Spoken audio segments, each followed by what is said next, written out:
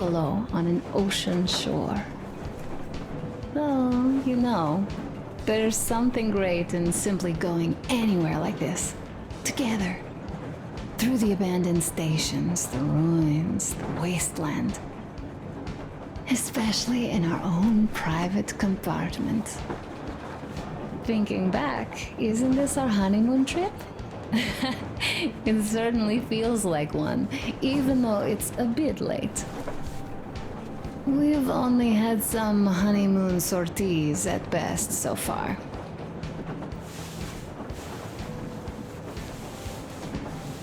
All right, run along. Dad wanted something.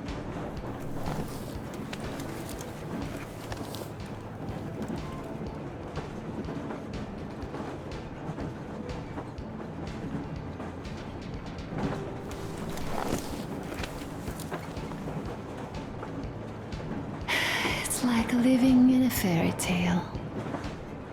A prince has rescued his princess from a monster-infested dungeon and is taking her to his magic kingdom where they are going to live happily ever after. Do you think we're going to find that kingdom in the end? Though, if it's with you, I'll be fine anywhere. Live happily ever after is the most important part as far as I'm concerned.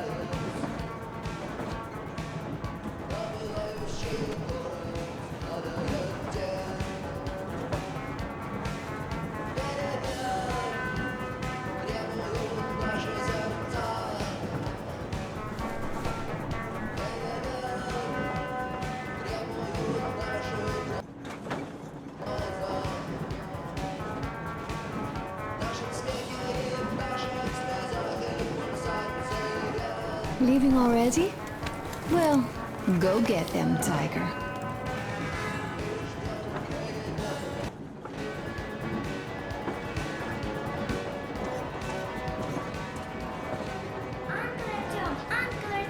Uncle Doctor has already set his shop up. Wanna go look? It's so cool. Here, Uncle Artyom. Ah, hi, Artyom. See my new place? Fit for a king, I must say. What do you think of this workbench, eh? Everything is within reach, yet there's so much space left. Most of the stuff you and the guys found outside and gave to me went into making this workshop happen. So thank you. We'll have to keep pitching in like this too.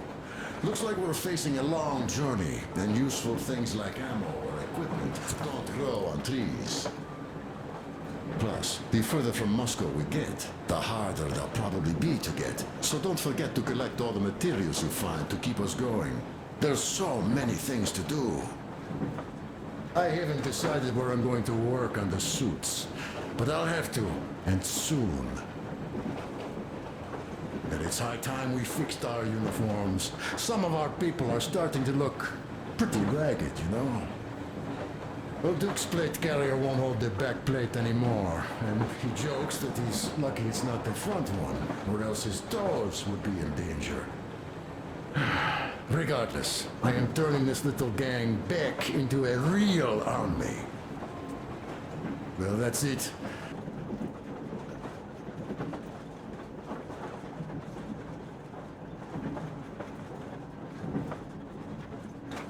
I bragged enough and won't waste any more of your time. The Colonel summoned you. Well, I have stuff to do too.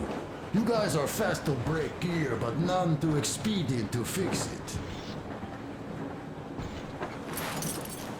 Uncle Talkative! Uncle Talkative! What would you like to ask, Nastya? Uncle Talkative, do you have a sewing machine? No, I don't. But how are you going to fix the suits then? Well, like everyone else, I take a thread and a needle, and I use a sail stitch. Wow, cool! Can you teach me? I sure can, but later. I've got work to do. Will you let me fix Sam's rifle strap? Well, sure thing. Oh, but under supervision. Sam is so strict, you know. Hurrah! And Uncle Sam isn't strict at all. He's kind. All right, look here. I'll show you once. Now we'll do this. Got that. Yes, yes. And now, this way. Yes. You have got to be careful here. See? Got that.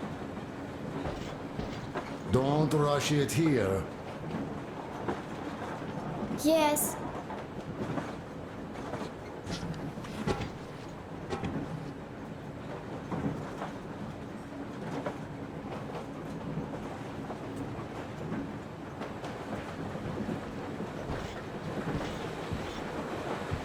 Oh, smoke break. That's good.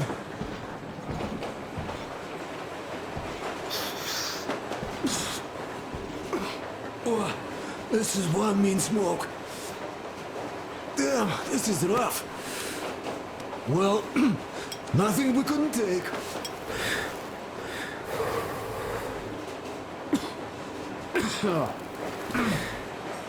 Well, you are the right kind of guys. I mean, you, the Colonel, Duke, that guy did a swell job on that bridge. And now he's bragging about it like a child. He is a child, really, no, a child. But he's good. So, yeah, what did I want to say? Yes. Thank you. You people accepted me, and I'm a simple guy. I will pay that debt back, okay? So, how do you like it out here after your tunnels? Freedom, huh? Sure thing. So much space. It feels too empty to me, though. Just reeds and ruins and those damn mutants. Hate them. Phew.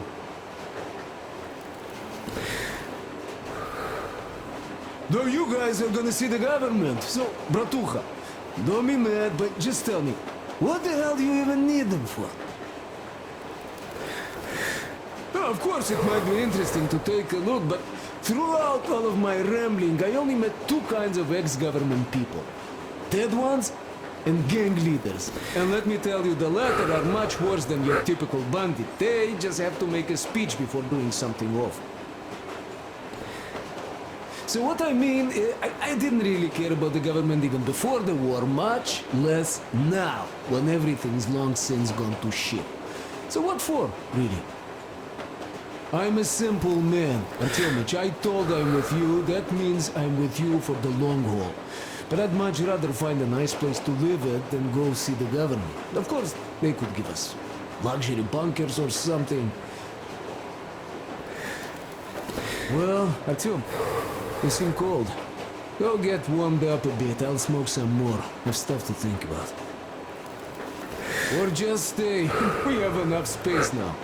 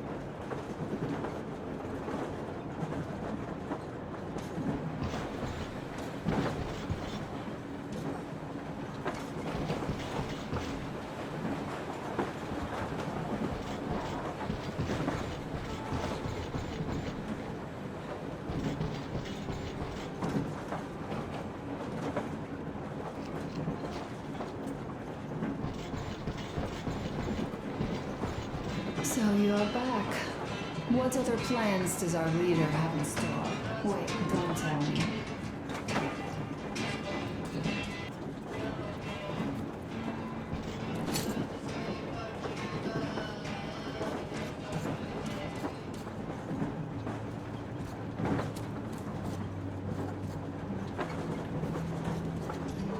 Artyom, come on in, have a seat. Stepan's putting on a live performance here. So, Artyom, are you up for a jam? Come on, pick the guitar up.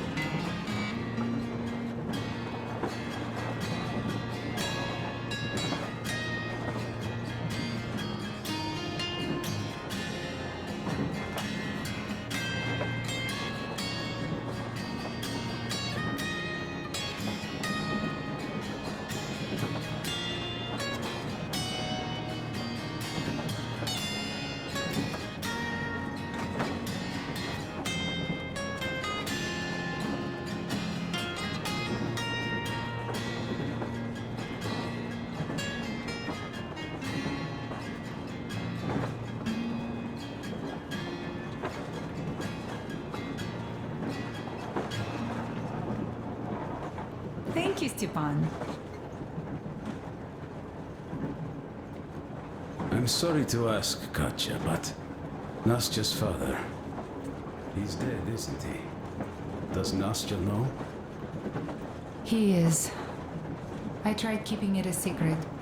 Told her he left for the market. Around 3 days passed, and I still kept it in. I just sat there with a needle in my hand and didn't see anything. It was all black before my eyes. And then she snuggles up to me and says, "You should cry, Ma. You will feel better." Sieni used to say it. So I cried and cried. She knows. She knows it all. I'm sorry, Katya. I'm so sorry. Let me tell you how we ended up at the bridge. We used to live in northeast from here. Quite close if you go in a straight line. But it took us a month. Everything's bombed to rubble out there. Yermak asked me and I told him. Sieni used to say there were lots of military factories out there. Not just military, of course. General industry. And now you can't pass through there even with filters. The radiation is so high. No railway either, just crater upon crater. We were quite far, but our counter still went crazy. One route appeared intact. There was nothing to bomb. So we used that one, thinking we'd get further to the west, but of course they did not let us cross the bridge with the diesel. They said it was satanic. They were ready to let us stay if we gave them the diesel to cleanse it. So we stayed. And then we couldn't leave, even if we wanted. That old goat, Father Silentius, brainwashed everyone, so they would just pray and bow non-stop. They broke our diesel down with their bare hands and threw it into the river. Purification. And on top of it, they gave us trouble for not helping them. Ksenia went to check what was going on, and there were only locals there, because Silentius at the Skatina had sent our people away to test them. He said that if they wanted to be truly accepted, they had to defeat a demon. Ksenia went to stop them. But it was too late. He only found burnt rags. And then they sent him to do the same. He never came back. Katya, I'm sorry. I didn't know. Well, you really didn't. What's done is done. It kind of got so glum in here. Perhaps you, Stepan, could play us something. Sure thing.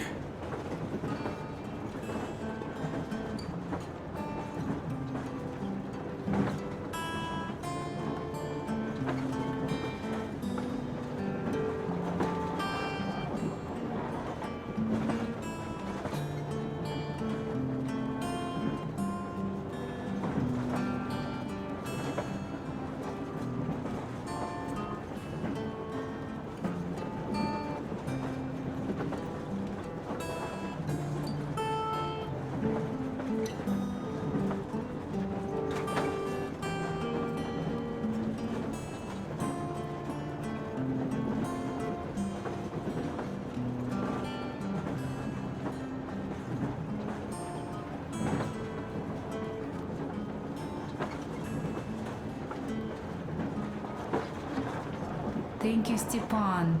You play so well.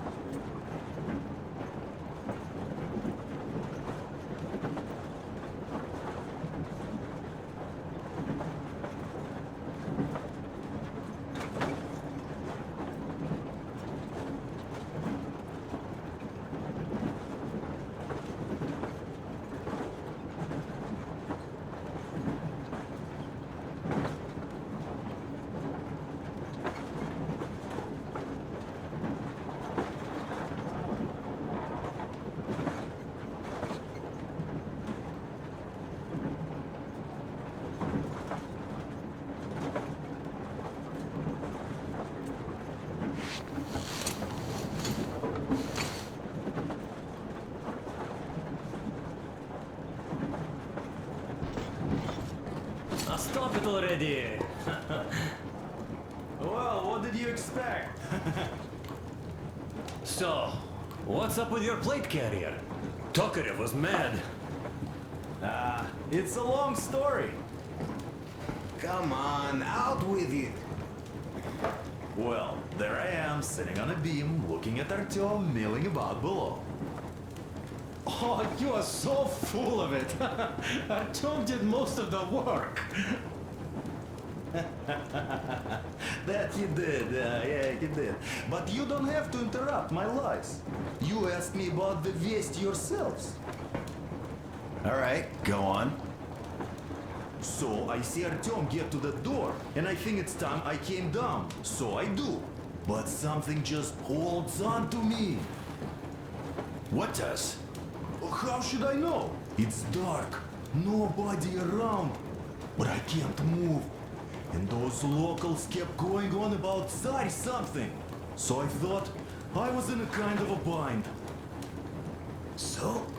So I just unfastened the safety and let down. There was that shed down there. The roof was kind of close. And what about the Tsar? Oh, blue, the Tsar was huge, scary as shit. There was this rusty bolt, and my carrier got snagged on it.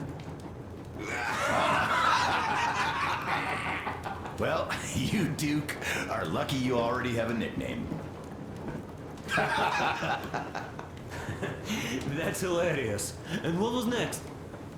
Oh, next. Next we jumped that old preacher of theirs. Well, Artyom did most of it. He swooped in like a hawk. Yeah, he's good. While I was clamoring about those beams and fighting that side. Oh, I'm killing myself. Well, he basically solved the whole problem. True that. Good job, Artyom. Yeah, you both did well. Crest also. Sure, he did a swell job distracting those guards. I almost wet my pants with laughter when they started hauling that timber. He's an artist. Yeah, he's a great guy. You all came out on top of the game. And that calls for what? A drink. You nailed it. You truly are one of us now, Sam. Will you be joining us? Nah, not now. I'll have some at dinner. Well, you'll have to catch up then. Sure thing. Anyways, we will just have a little as a warm-up now.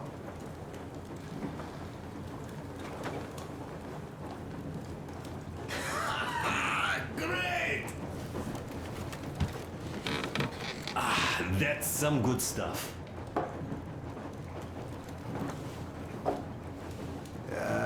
Hey guys, there's something I've been thinking about. What does everyone expect of this trip? Personally, I want to come back and tell Sveta of my adventures, so that she'd look at me with her huge gray eyes without blinking and keep saying, "You're such a hero, darling." So you're expecting heroics and scars. That works. And why did you come? Well, my heart is aching for true romance. But in the Metro, all women want a solid relationship, a reliable husband, a real provider. Enough of that smug smile. It's unbearable. Not that I've had much better luck here so far. As soon as Katya came aboard, Stepan started cooing around her like a peacock. You should be happy. Katya is a tough girl. You'd be under her thumb in no time. That is unlikely. I'm not the kind of man to upstage his friend in a contest for a lady. Especially when that friend promises to break my arm.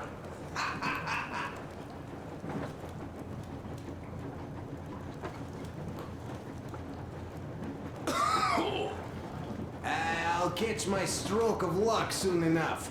There in Yamantau, women from all over the country have already gathered, waiting for yours truly. How about you, Demir? What made you go? Well, at first I just went along with you guys, the colonel. But even then I thought, this is my chance to make my dream come true. A chance to see Kazakhstan, my people. But first, we must come back to Moscow, because it isn't fair. People must know that they've put up with enough. They are free. They can live outside now. What do you think about that, idiot? I'm with you, Demir. Yet, freedom is not so simple. There was this freedom fighter, Che Guevara. He died under 40. Comrade Mao, whose book you've been perusing on the other hand, was a strict ruler but lived a long life. Well, we should have expected that from you. Weird thing, though, is that you are called idiot. I know. It's by his own choice. Because he's so fond of Chekhov. Chekhov too, of course. But it's Dostoevsky for the most part, Sam, my friend. Sure, I read the book too. It's just that I mix them up a lot. Chekhov wrote about that son of Austerlitz, a wounded officer, powerful imagery. You are just killing me. How about you, Uncle Sam? Got dreams? You know, I just want to ride my board again. Spark a joint up on a beach. Catch that wave. Deep inside, under a grizzled metro dweller, there's still a relaxed Californian inside me. Ah, get out of here! So you know, before Dad talked me into joining the Corps, I used to wear my hair long. He told me they'd make a decent citizen out of the total disappointment that I was, and sent me to college once I was discharged. I joined, and they sent me to the Middle East. Wow, so do you hope your guys would pick you up?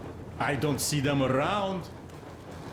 Yeah, I don't hold my breath for my guys. Once this mission's over, I'll submit my discharge papers. I'll reach the ocean, and there, find a ship maybe? Oh yeah, just imagine it. You arrive on that ship and they go like, "Ah, the Russians are coming!" You are one of us now. You don't really need to go anywhere. At least don't put your Ushanka on. They will sink you on sight. I won't, though I will take my balalaika with me. Well, who has any expectations for our reception at Yamantau? Well, your expectations, Alyosha, are quite obvious, huh? Scantily clad junior officer ladies unrolling the red carpet. Yeah, I'm a simple guy. How about you guys? Well, I hope they will answer a few questions. For example, if there is not a single American within hundreds of miles from Moscow, save for our friend Samuel here, why stay underground? I'd put it a bit differently. Did you, dearest High Command gentlemen, know that we in Moscow had to spend 20 years underground? Huh, by all means, you can ask those while I'm enjoying my briefing with the junior officer ladies, huh? I don't know. I'm in the mood for a road trip. Oh, we got ourselves a true traveler here. Yeah, we will have to live and see. You are right.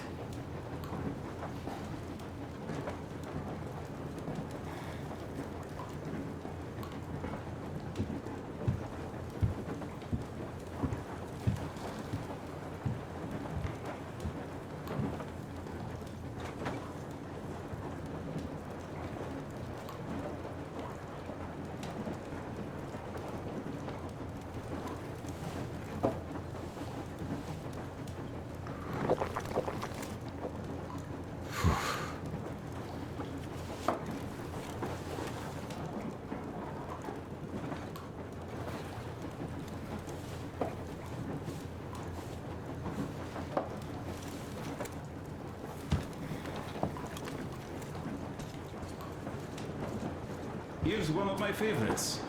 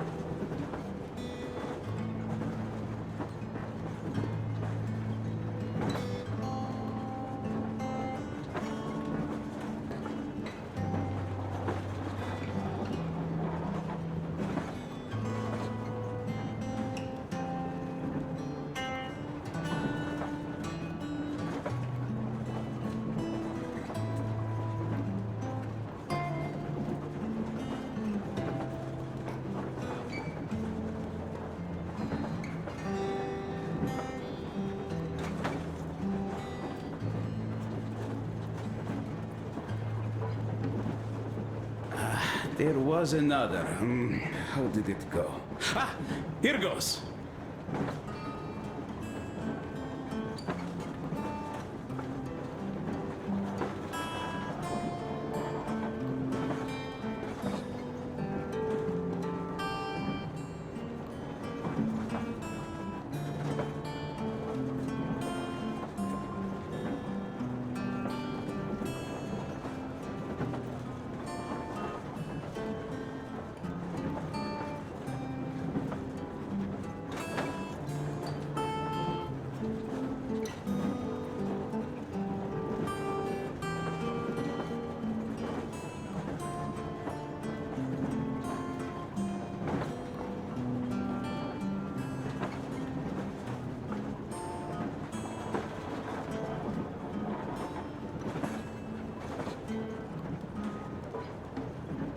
Thank you. Here's one of my favorites.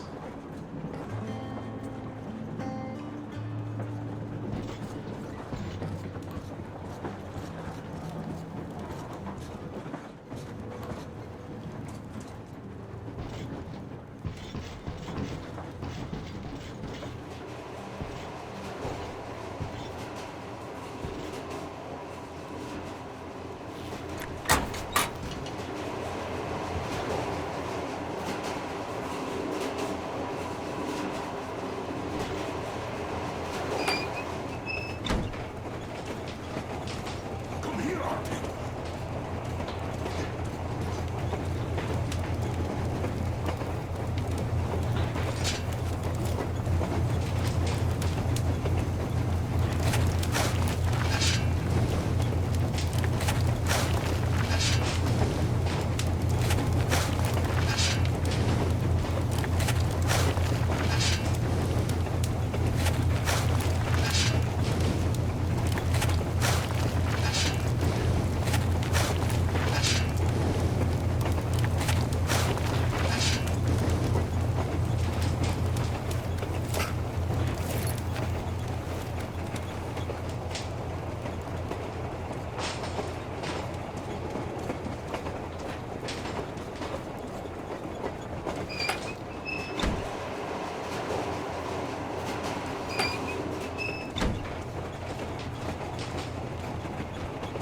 Listen.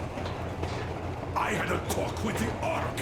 All thanks to Tokarev. He got the decoder working. Ark, come in. Come in, Ark. Over. This is Ark? Identify yourself. Over. This is Colonel Svetoslav Myelnikov speaking. I'm in command of a special operations force. We have received your signal and are currently heading your way. Do you copy? Over. Yes. Hear you loud and clear. Who am I talking to? How do I address you? The Deputy Chief of Communications Department, Major Ivanov. A moment.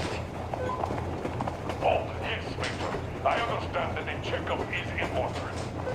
Great, Colonel. Melnikov? Simply capable. I am sorry for the lack of trust, but as you know, the situation is dire and the enemy is always ready to strike. I do understand, Major, and I hope that you can tell the leadership that my people are true to their duty and will be at their full disposal as soon as we arrive. Over. Thank you for the great news. How large is your force, Colonel? I have a squad of the best operatives the Special Forces have to offer. A squad? I see. Well, this is great. Great! Yes, we are a large force, but we bring a message of extreme importance.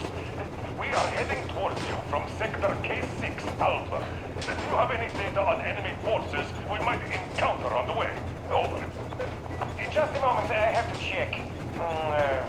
K6, Alpha, you say, as far as I can see, there have been no enemy encounters reported in the area, Colonel. I regret. I must end our conversation here, but know that we are waiting for your arrival. I am making my report immediately, and I am sure the Minister of Defense will be eager to see you. This is a great honor. Thank you. Just a few words more, though. What is the general situation there, Major? Please. Colonel, sir, you do understand this is classified information. But I do understand you. We are doing fine. Do not worry. Well, still in the Ark. Over and out. I serve the people. Over and out. So, do you get this now, you doubting Thomas? I'm so excited my hands are still shaking. The Minister himself. This is incredible. By the way, Arthur, you should take a look at the map. As you can see, we're heading almost straight for the Yamantau complex. Katya and Chris tell me that the line there is in decent condition. Surprisingly, taking into account the number of priority targets there. So we can hope for for smooth sailing from here, and right to the very destination. It's not even that far, but our speed depends on the state of the track. So I think it's going to take us quite some time to get there. So, Yermak, where were we? You were saying, it's all about results. Ah, yes. These soft-bellied attitudes must stop. The ends do justify the means. Well, I don't object. But not all ends can be called just. Exactly. And this is why I have been waiting for a chance like this for ages. And now everything seems to be coming together. It's the government. Don't you understand? Oh, but of course. You don't seem to quite grasp the importance, which is unexpected, especially after the news you just heard. Yes. Well, say there is a government. So what? We spent so many years apart, so why worry now? But don't you see? They probably knew nothing about us. With the sheer power of enemy strikes directed at Moscow, they never expected so many of us to survive. And now we get to tell them Moscow still lives. And not only that, it also preserved a functioning civilization. Do you get that? All these years we were fighting a losing battle for mere survival. And now we have a new goal. And what would that goal be? You don't get this, do you? The command center should have all of the command and control networks, all the intelligence. They should know where all the nukes hit, have complete fallout maps. They have everything. Information rules the world. And Metro is chock full of people. Put two and two together, we could repopulate the country. Yeah, of course not at once. First, we might have to take the country back.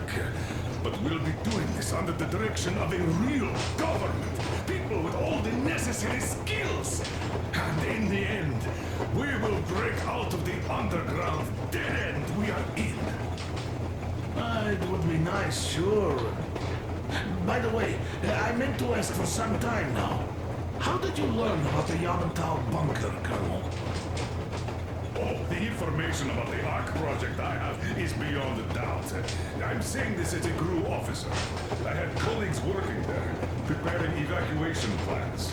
So I've been briefed into it officially. So, now we just have to get there. And we will. We will. The journey won't be easy, though. We were never looking for an easy way. Yes.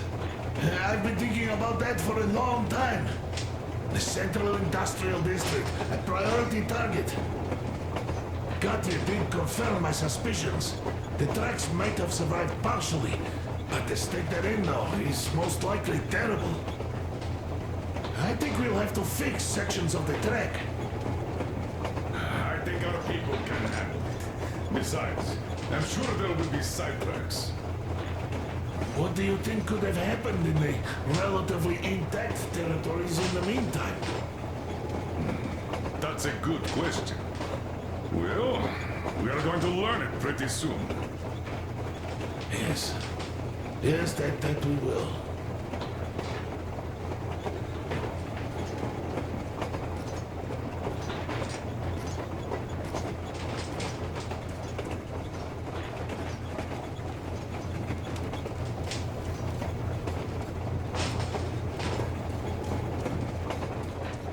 Well, let us talk business for a change.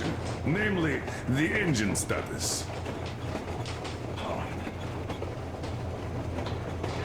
Is the pump in order now? Yes, we have fixed it.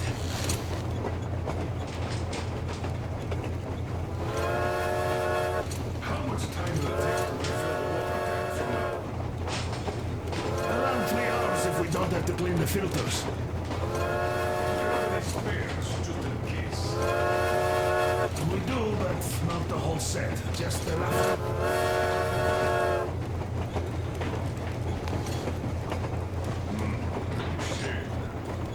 Have we got oil, at least? Oh, sure. We have enough to get to Vladivostok if need be. Well, I doubt we'd have to go that far.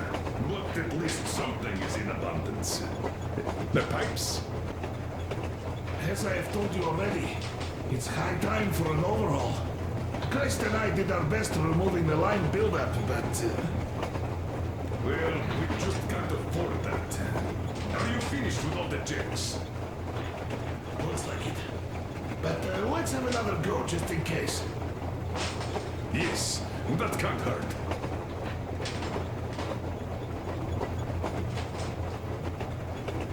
How much time will it take to refill the water tank from now on? Around 3 hours if we don't have to clean the filters. Do we have any spares, just in case? We do, but not the whole set. Just enough.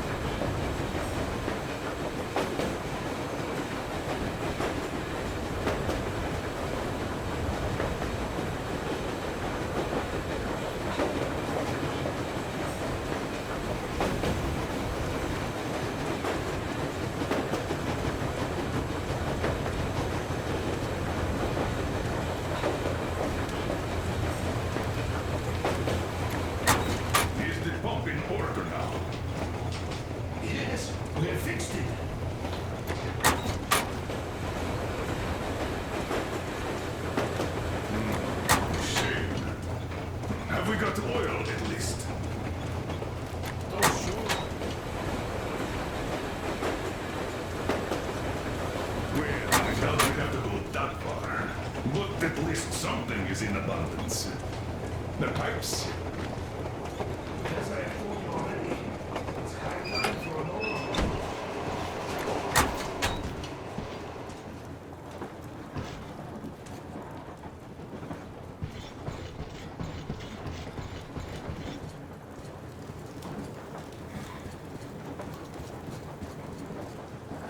There was another.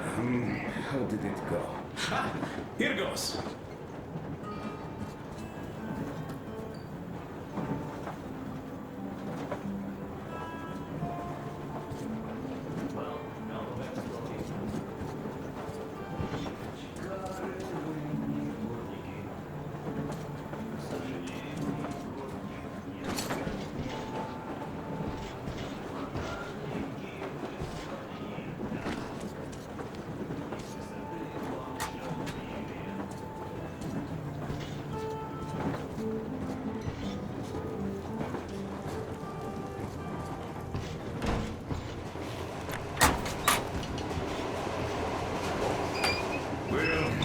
Can't afford that. Are you finished with all the checks?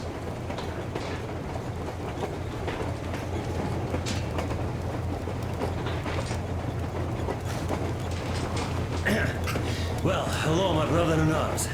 Need a warm up, huh? Well, by all means, be my guest.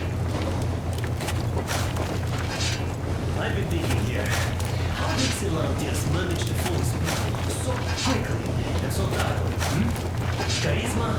Animal magnetism? Something in that faith of his? It is a well-known phenomenon, actually. As soon as hard times hit, people's ability to think rationally shuts down. When there's danger, or lack of food, an animal wakes up inside any Homo sapien. That animal, usually safely dormant, rears its head again. And what does that animal need? Not much. But a leader, some food, and an enemy. The animal does not respect, complex categories. It prefers a simple, black and white world with no shades of gray. This fact, by the way, was always appreciated by the powers that be. As soon as democracy seems to be leading in a way that they don't like, bam, they start the war. Or go witch hunting. If you make people feel threatened, they immediately go looking for a strong leader. They're even ready to eat less, only to alleviate the threat. You Excellencies, had you not introduced that fake beast, would have stayed in power for long? Of course not. Power needs ideology or religion. They are essentially the same thing. Usually, people don't even want to figure things out. They just want to get rid of anxiety, born from the complete and utter purposelessness of their existence. They also want an easily understandable goal, which they could single-mindedly pursue all their lives to their minds of thoughts about getting there.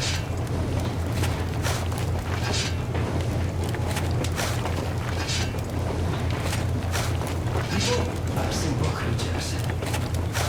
Are you familiar with the philosophical concept of Wu Wei? It's effortless action from Taoism. If we do well to adopt it, of course it doesn't mean we shouldn't make any effort at all.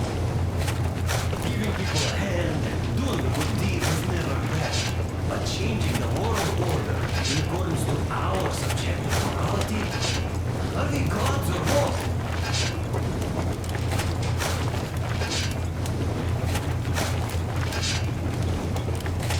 See, we had this operative law. Although Kantian, even though he probably didn't know it himself, he did put one thing right. The job of macrophage is to fight threats. But that's what we did at home. And when we fight, from the locals' point of view, these strangers are such a threat. And shouldn't be surprised when we catch the attention of their macrophages. I might be overthinking this, of course. Sometimes the simple solution really is the best. Sometimes. So, anyway, next time, of course, do your thing. But remember that I warned you.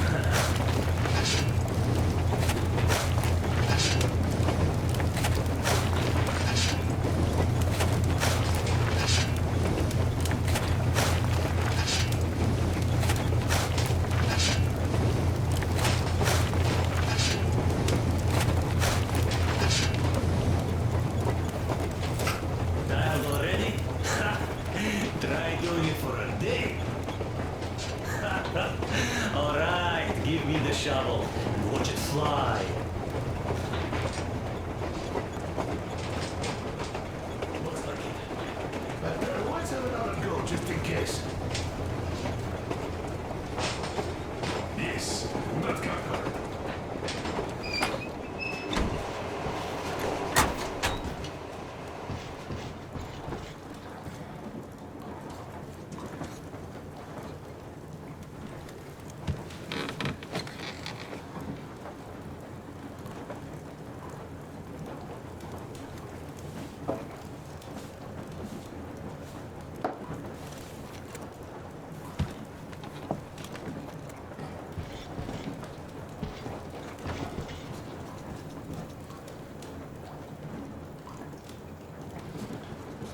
Here's one of my favorites.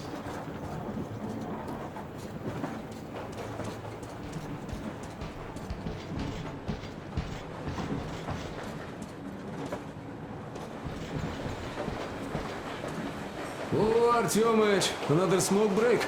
Good. This, life thing. Pretty rough, huh? But you can't do anything about it.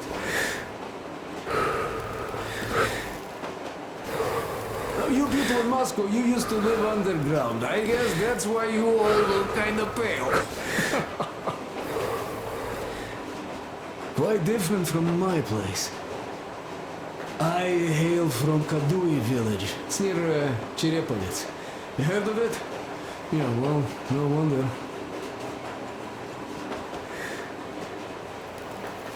Our place was the middle of nowhere before the war. There was no point spitting at us, much less wasting bombs.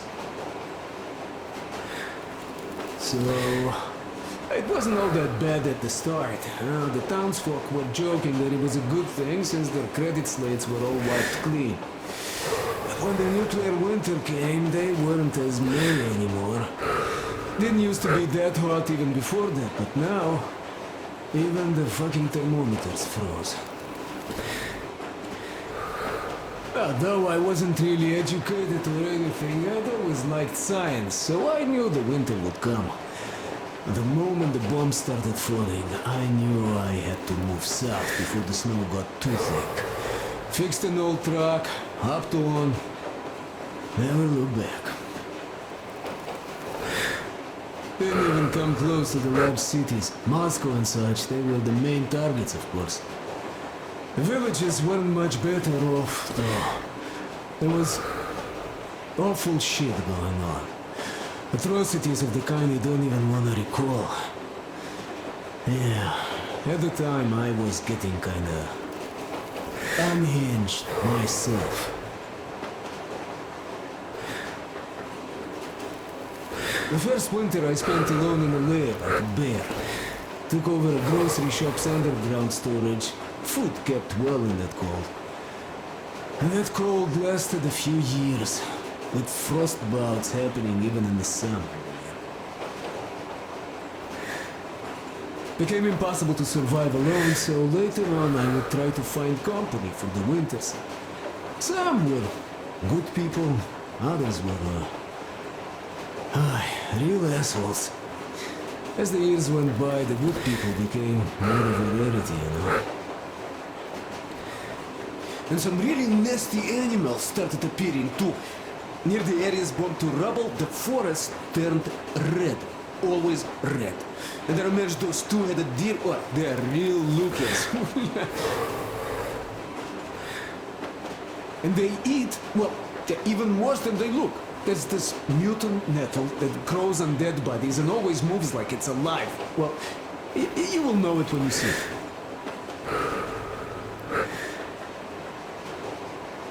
So, that nettle is what they eat. That's how the locals find it. When you see a deer, that means there's a body nearby. The deer just wait for the nettle to grow. Boy, does it grow fast. The locals dry it and smoke it. Oh, those smokes were the roughest I've ever had. No wonder, really.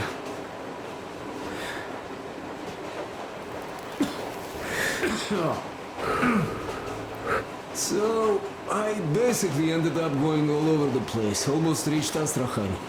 Winters there were a bit better, but that place had problems of its own. I mean, the local bandits have been capturing people running from the cold, selling them further south. I had to run in with them too. Had to present my truck to one asshole there.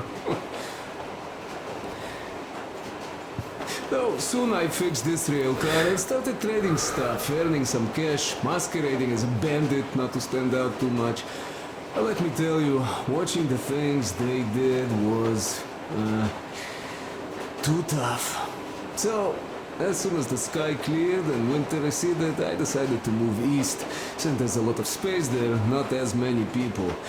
And on my way there, I got stopped by Silantius and his cult, and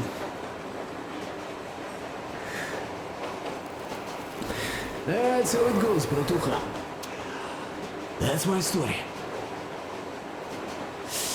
Life sure is interesting.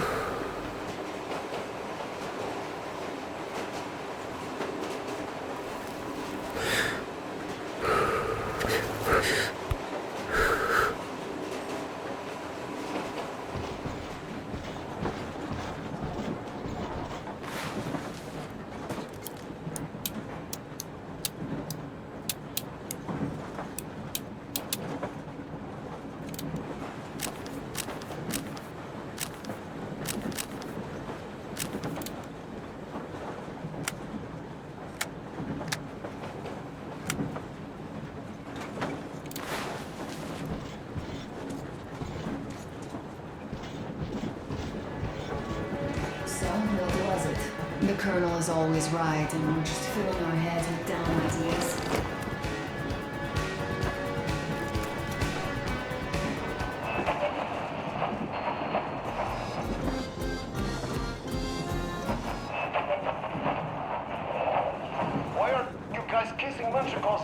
much.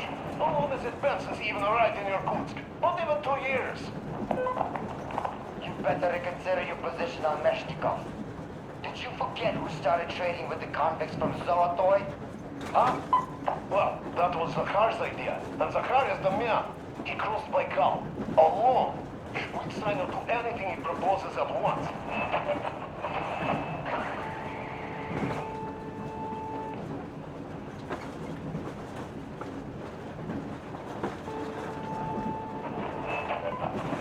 Azamat, come in!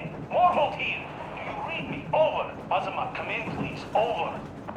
Salam, Morholt. Reading you loud and clear. What's your problem, crying all over the air like that? Over. Finally! Nobody can hear me, that's my problem. Ah, that. Yeah, that happens. I thought there was something going on. How are you doing, anyway? Over. Well, everything is fine, actually. Family life, you know. Why do you sound so bored in that case? Are you feeling adventurous? Yeah, just a bit. What's the holdup then? Come over here, old Sabretooth misses you. There's also something brewing here, so your help would be kind of welcome. So just come over. You copy? Over. Copy that. I like the idea. We'll start packing tonight, and get back to you once we're ready to move out. Is that okay? Over. Ah, that's my man. We'll be expecting you soon then. Over and out. Give the old Sabretooth my regards. Over and out.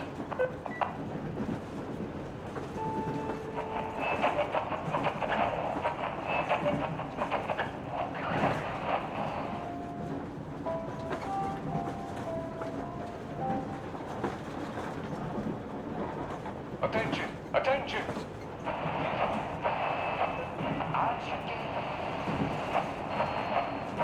cool now that the relay gang is off your case? Don't fall off that high horse.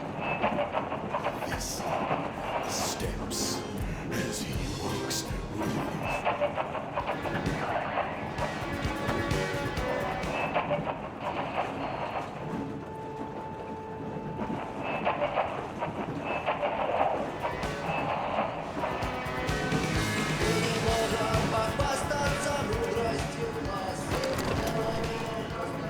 Do you think that when we come back to Metro, they will believe us?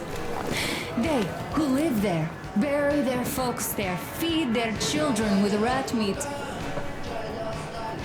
Let's stay like this for a bit longer. Thank you.